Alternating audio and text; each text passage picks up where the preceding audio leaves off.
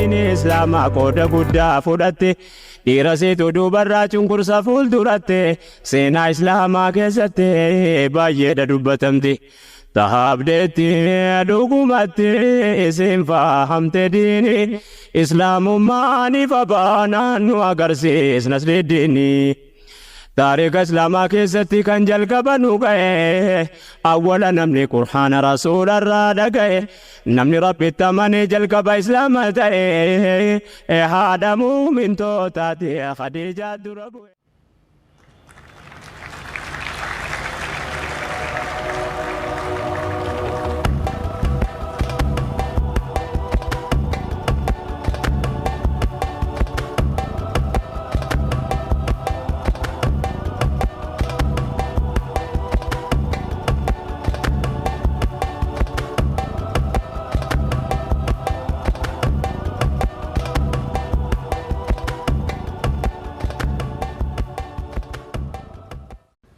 الحمد لله والصلاة والسلام على رسول الله وعلى آله وصحبه أجمعين أما بعد أعوذ بالله من الشيطان الرجيم بسم الله الرحمن الرحيم إن المسلمين والمسلمات والمؤمنين والمؤمنات والقانتين والقانتات والصادقين والصادقات والصابرين والصابرات والخاشئين والخاشيات والمتصدقين والمتصدقات والصائمين والصائمات والحافظين فروجهم والحافظات والذاكرين الله كثيرا والذاكرات أعد الله لهم مغفرة أجر عظيما رب اشرح لي صدري ويسر لي أمري واحلل عقدة من لساني يفقهوا قولي. The honorable guest of honor, my respected elders and my dear brothers and sisters, I welcome all of you with the Islamic greetings. Assalamu alaikum wa rahmatullahi wa barakatuh. May peace.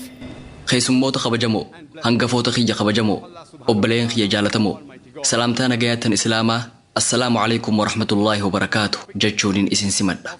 Nagaya, rahmataa fi barakaan rabbii ol aanee subhaanahu wa ta'aalaa hunda keessan irratti haa jiraattu. Mata dureen haasawa kiyya galgala kanaa mirgi dubartootaa islaamummaa keessatti eeggamee jiramoo sarbamee jira kan jedhu ta'a. Akka dikishinarii Oxforditti mirga dubartootaa jechuun mirgoota dubartoota gama hawaasummaa fi seeraatiin dhiiraan walqixa taasisan jechuudha.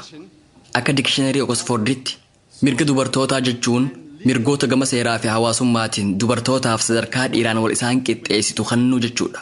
Yaanni ammayyaawaa fi ibsi saayintistoonni dubartoota gareetti qoqqoodanii yaada irratti kennan akkasuma yaanni namoonni hayyuu ifin ja'an garuu kan muuxannoo hin qabne akkaataa dubartoonni jireenya isaanii ittiin geggeeffachuu qaban irratti kennan hedduu waan rakku. Ani guduunfaatiyya dhugaa mirkanaawaa irratti hundaa'eetiin kenna. Sababni isaa muuxannoo fi dhugaa waliigalaa tiyoorii afaaniin himamuu fi dhugaa ifa jiru qormaatuuf nu gargaara. Sammuu teenya wal aanuu qabna. Sababni wal aannuuf ammoo sammuun teenya yeroo hedduu karaarraa maquu dandeessi.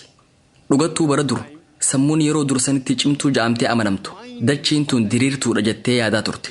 Akkaataa miidiyaaleen warra lixaa waa'ee mirga dubartoota islaamarraa haasawaniin yoo walii gallu ta'e mirgi dubartoota islaamummaa keessatti sarbamee jira hin eeggamne yaada jiru fudhachuuf dirqamna.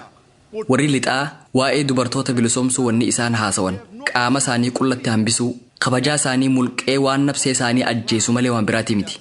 Warroonni lixaa kabaja dubartootaa ol kaafna ja'anii dubbatanis dhugaan jirtu garuu xiqqeessaa sadarkaa gad aantuu sanyoo fi meeshaa hawaasni hundi itti fayyadamutti isaan gad buusaa maqaa aartii fi aadaa ja'uun harka warra sagaggaalummaa daldaluu fi isaaniin gammaduu barbaadanitti gad isaan buusaa jiran. Islaamummaan waggaa 1400 dura dubartootaaf mirga ajaa'ibaa kennite. Bara jaahiliyyaa yeroo wallaalummaa sanitti islaamummaan dubartootaaf mirga collee kennite. Gave women the due rights. If we go back into history and analyze, if duuba deebinee seenaa qorannee wayita laallu wayita seenaa qaroomina baabilooniyaa dubbisnu yeroo sanitti dhiirri tokko yoo nama ajjeese adabbiin silaa inni adabamuu qabu hafee haati warraasaa bakka isaa buutee ajjeefamti.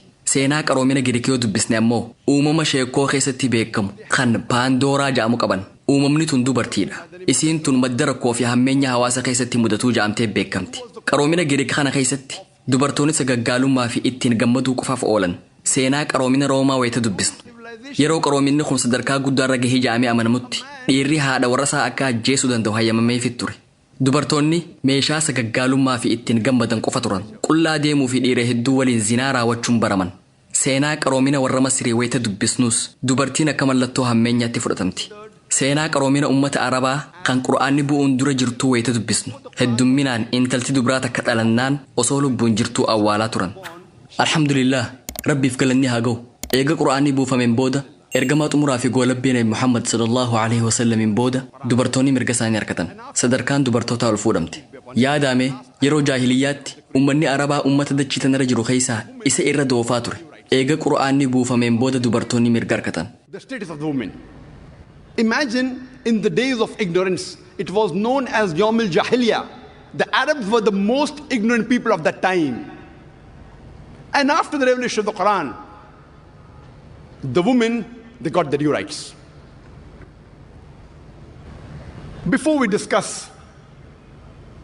the women's rights in Islam, mirgi dubartootaa islaamummaa keessatti maal fakkaata kan jedhu ilaaluun duratti wantoota muraasa ifa godhuun barbaada. Musliimoonni arraan tana dachii tanarra jiran ummata addunyaarra jiranirraa dhibbeentaa 20 hanga 25 ta'an. Ummata addunyaarra jirurraa tokko shanaffaa yookiin tokko afraffaan muslima jechuudha. Musliimoonni gariin islaamummatti dhihoo jiran, gariin ammoo islaamummaarraa fagoo jiran.